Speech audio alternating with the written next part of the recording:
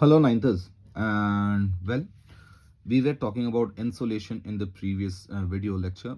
Let us now continue with the other reasons which affect the temperature or the climate of a place. Amongst them, one of the most important reason is the distance from the sea. What does it actually mean? Let us make a rough diagram of the peninsular India.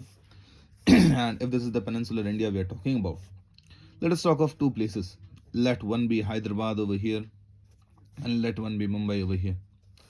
Now, one place Mumbai is very near to the coast. This is M and this is H. And the Hyderabad is away from the coast. It is in the continental areas. Places near the coast, they have maritime type of climate. Maritime type of climate, and places in the interior parts, they have the continental type of climate. Now let us understand why these two types of climates happen, although they are roughly located in the same latitude. Now we have read that latitude affects the temperature and the climate of a place. Altitude affects the temperature and climate of a place. These two areas have nearly similar latitude and altitude, but then why do they have a difference in the temperature and why do they have the difference in the climate? Now, what is maritime climate? What gives rise to this maritime climate? The thing giving rise to this maritime climate is something which you have learnt in physics, maybe, and also chemistry somewhere. That is called the specific heat capacity. Now, when we are talking of the specific heat capacity, what does it actually mean? It means we are talking of something specific. What is specific over here? The definition says it is the amount of heat. It is the amount of heat required to raise the temperature of 1 kilogram of substance by 1 degree Celsius. Now what does it actually mean? It means that if suppose I have a glass of or a tub of water, if this is water and the weight of the water inside is 1 kilogram, then the amount of heat which I will have to give, to it so as to raise its temperature. Suppose the temperature was 14 degrees Celsius, so as to make it 15 degrees Celsius, the amount of heat which I will have to give, that will be known as the specific heat capacity of water. Now you can understand from this definition that different things may have different specific heat capacities. So water may have a different heat capacity, the material of this pen will be having a different specific heat capacity, the paper will be having a different specific heat capacity. So specific heat capacity of different materials is different. You have seen this in your day-to-day life. How have you seen this? You have seen this if mummy has put a vessel over the gas stove or over the gas burner, and in that vessel if she has placed water for so as to allow water to boil. If after 5 minutes you try touching the vessel, you won't be able to touch it. You'll feel that the vessel is very hot. But if you try touching the water after 5 minutes, you'll be able to touch it easily. The water is not at all hot, it will be a little warm but not hot. You can see, if suppose the weight of the water inside was 500 grams and if the weight of the vessel is also 500 grams, you understood that the vessel got heated up very easily and very quickly, but water is taking time to get heated up. What does this mean? It means that for 500 gram of water, it takes a lot of heat to increase its temperature, but that of the vessel, it happens very easily, it happens very quickly. So water takes a lot of time to heat up. There are a few reasons why water takes a very lot of time to heat up.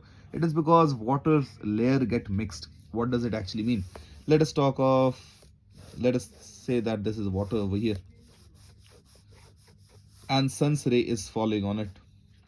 As the sun's ray is falling on this water, what is actually happening is that as the sun's ray is falling on it, the upper part of this part of water is getting heated up. This part of water is getting heated up, but this is connected to this part. So what happens is that this heat gets transferred to the lower layer, this layer. The heat gets transferred to this layer. Once again, this layer transfers its heat to the lower layer. So this heat transfer is continuous. So this is continuously transferring its heat to the lower layer. This layer is transferring its heat to its lower layer. Similarly, this layer will be transferring its heat to the other layer. This way the heat gets mixed up. So by the time, suppose one of you over here, suppose there are 5 people over here, 1 2 3 4 and 5. Suppose I am standing over here and I give the pizza to this person. I give a pizza to this person, but this person over here does not eat the pizza on his own. He shares the slices. So one slice goes here, one goes here, one goes here, and the last goes here. There were 5 slices. So this way, no one got the entire pizza, no one's stomach got filled completely, but everyone got a little. After that, I give another pizza and the same thing happens. After that, I give another pizza and the same thing happens.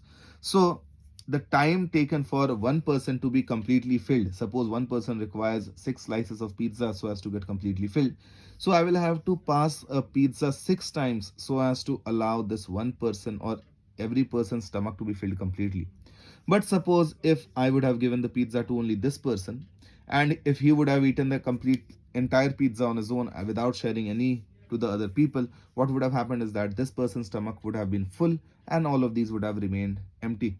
So this is what happens with water. With water, the first case happens. First case is that water, the upper layer transfers some of it and some of its heat to the lower layer, and this way it keeps on going. So water gets the heat in the water gets mixed up. Because of this mixing of the heat, what is actually happening is that the water does not get heated up very easily. It takes a lot of time to get heated up. Similarly, as it was happening over here, the one person sharing the pizza with also to as far as to fill the stomach, it was taking a lot of time. So water takes a lot of time to get heated up, but that is not so with land. You have seen one thing: if you have a rock over there kept in the assembly ground or kept anywhere in the ground during the summer season, and if it is kept over there and if you are going out to play over there, if you try holding the rock with your hand, what you'll find is that you won't be able to hold it. Why? Because the outer surface of the rock will be very hot. But if you break the rock, you will find that if the rock gets broken up into two, you will find that the inner layer of the rock is very cool to touch. So what does this actually mean? It means that a rock does not allow the heat to get mixed, and the rock does not allow the heat to get mixed, only the upper layer of the rock gets heated up, the lower layers that does not get heated up. This is not the case with water. So in water there is a complete mixing of the heat. In rocks there is no such mixing of the heat. Let us come back to our example, Mumbai and Hyderabad. In Mumbai, the land gets heated up very easily. Land gets heated up very quickly. So let us talk of this. This is the land and this is the sea. So if this is the sea and this is the land, what is happening is that the land is getting heated up very quickly, but the sea is taking time to get heated up. As the sea is taking time to get heated up, what is happening over here? What actually happening is over here is that above the land there is, as the land is very hot, the air above the land will also become hot and it will start rising up. So we have a low pressure over here. And what happens with the sea? The sea is relatively cooler than the land. So over the sea we will have a high pressure. Why? Because wherever there is cool, where the air is cool, it tends to come down, not rise up. So over sea there is a high pressure, over land there is a low pressure. So what will happen is that so as to fill this low pressure, the cool air from the sea will start flowing to the land. This is called the sea breeze. So because of this, what is happening is that this land is not getting heated up very much. Why? Because as it is getting heated up, or the air above the land, the temperature of the land is remaining relatively cool, because as the land is becoming hot, the sea is sending its cool air. Because of this, the temperature does not rise very much, and Mumbai has a very good kind of a climate, good kind of a temperature all throughout the day. But what is happening with Hyderabad? What actually happening is Hyderabad is very far into the continent, and it does not have any sea so as to send a sea breeze. That is why Hyderabad over there, what happens is that this thing is missing. So the land gets heated up and the air above it also gets heated up, and because of this, Hyderabad feels very hot. So Mumbai over here is cooler